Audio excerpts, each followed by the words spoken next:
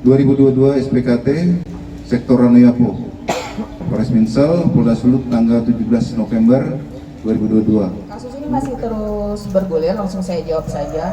Jika ada penambahan dari JPU, kami juga berkoordinasi. Intinya sementara yang kami lakukan penyitaan ini.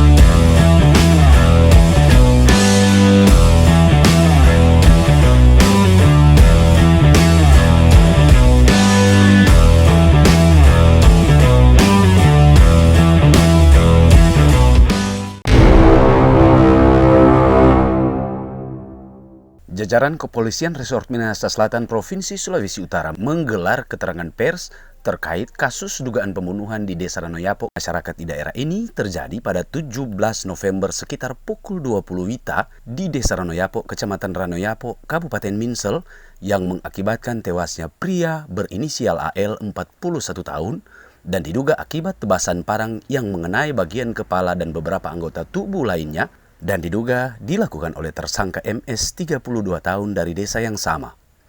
Usai melakukan aksinya, tersangka MS langsung menyerahkan diri ke polsek terdekat beserta barang bukti yang digunakannya. Keterangan pers ini berlangsung di depan gedung Reskrim Polres Minsel yang dihadiri oleh Wakapolres Minsel, Kompol Edi Saputra, Kasih Humas AKP Mulyadi Lontaan, serta Kasat Reskrim Ibtu Leslie Lihawa, dan sejumlah wartawan Biro Minahasa Selatan. Untuk jelasnya, simak keterangan pers selengkapnya berikut ini. Dari Kabupaten Minsel, Sulawesi Utara, Aloysius Petrus, Manado Makatana, kasih kabar for Torang Samua. Kamis tanggal 17 November, sekira pukul 20.00 WITA, untuk LP sudah kami buat, LP nomor LP garing B garing 35 garing Rumawi 11 2022 SPKT Sektor Ranoyapo, Polres Minsel, Polda Sulut, tanggal 17 November 2022. Untuk TKP, seperti yang diketahui, rekan-rekan juga sudah monitor di Jalan Desa Ranoyapo, Kecamatan Ranoyapo, Kabupaten Minsel, tepatnya di depan rumah keluarga Romengan, Sumolang. Untuk korban, ya, kami inisialkan lelaki berinisial AL, umur 41 tahun. Untuk tersangka, seperti yang juga diketahui, setelah melaksanakan ataupun berbuat itu, tersangka langsung menyerahkan diri. Jadi inisialnya adalah MS.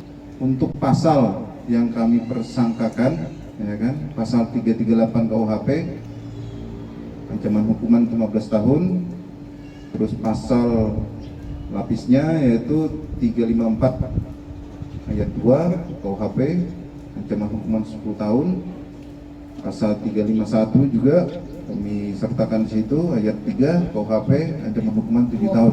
20.00 WITA jam 8 malam, tersangka MS yang pada saat itu sedang duduk di rumah oma dari tersangka MS, dan tersangka MS melihat korban AL bersama istri korban AL melintasi rumah oma tersangka MS dengan berboncengan menggunakan sepeda motor. Setelah melihat itu, tersangka MS langsung mengajak kedua anaknya untuk pulang ke rumah tersangka karena tersangka MS takut korban AL akan menemui istri tersangka MS depan rumah.